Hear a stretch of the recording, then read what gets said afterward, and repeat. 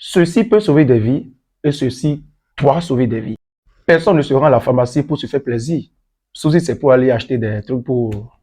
Si vous êtes au Bénin, je ne sais pas pour les autres pays de l'Afrique, mais si vous êtes au Bénin, vous avez déjà vécu l'une de ces situations où vous en avez été témoin. Première situation, tu es à la maison, il se fait diata. Tu ne peux pas te rendre à la pharmacie pour acheter ce dont tu as besoin. Tu commissionnes ton petit frère. Arrivé là-bas, il est déjà plus de 22 heures. Toutes les pharmacies sont fermées, sauf celles qui sont de garde. Ton petit frère, en se rendant à la pharmacie du coin, se rend compte qu'elle est fermée, mais il ne savait pas que devant chaque pharmacie au Bénin, il y a une liste des pharmacies de garde de la zone. Lui, il quitte cette pharmacie, il décide de se rendre à une autre pharmacie. C'est comme ça qu'il a fait plus de 2 heures avant de rentrer à la maison avec ou sans le médicament que tu avais commandé. Deuxième situation, votre médecin vous prescrit une ordonnance, un médicament précis que vous avez cherché dans votre zone, vous n'en avez pas trouvé. Aucune des pharmacies de votre zone n'a ce médicament-là. Résultat des causes, si c'est pour se faire soigner, vous êtes obligé de chercher un médicament alternatif. Troisième situation, vous résidez à Calavi, vous avez l'habitude de prendre un produit pharmaceutique à Calavi. Vous rentrez sur Porto Novo, c'est des exemples, hein. Vous rentrez sur Porto Novo et vous êtes en rupture. Donc vous vous rendez dans la pharmacie du coin pour pouvoir vous en procurer. Arrivé là-bas, on vous dit clairement que ce médicament-là ou bien ce produit existe, que c'est disponible, mais ce n'est pas le montant que vous avez prévu.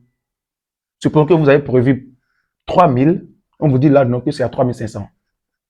Résultat des causes, vous rentrez à la maison, sauf si vous avez 3500 dans votre poche. Quatrième situation, votre oncle vous commissionne et vous envoie à la pharmacie avec une ordonnance. Va là-bas, demande-moi le prix de ces médicaments et reviens à la maison. Vous vous rendez à la pharmacie, vous faites ça, les gens ils prennent les ordonnances et vous écrivent le prix de chaque médicament sur l'ordonnance. Vous retournez chez vous à la maison, montrez ça à votre oncle qui dit finalement, je n'ai pas l'argent pour acheter ces médicaments maintenant, je laisse. Comme je l'ai dit au tout début de cette vidéo, personne ne se rend à la pharmacie pour se faire plaisir, sauf si c'est... Bref. Et quand on dit pharmacie, on parle d'urgence médicale.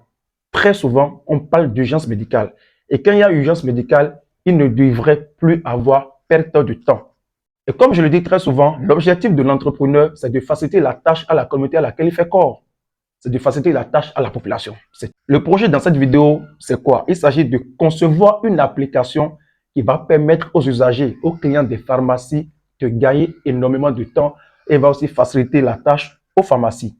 Cette application vend quoi? Sur cette application, l'internaute, le client de la pharmacie, pourra se renseigner au préalable sur les prix des médicaments dans la zone, les pharmacies qui ont ce médicament dans la zone, les pharmacies de garde dans la zone.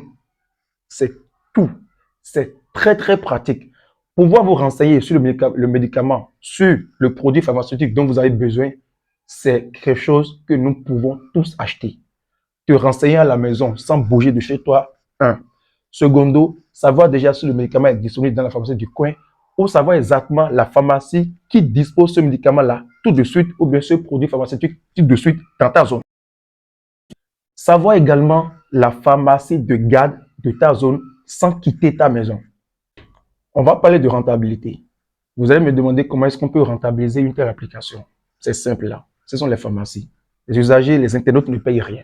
C'est cette audience que vous vendez à la pharmacie ou bien aux pharmacies qui seront obligés de rester sur la plateforme. On sait que les pharmacies ne vendent pas les médicaments au même prix. Il y aura donc de la compétition. C'est bon, hein? Bref, si vous avez besoin de beaucoup plus d'informations, n'hésitez pas à me contacter. Plus 229 96 09 28 78.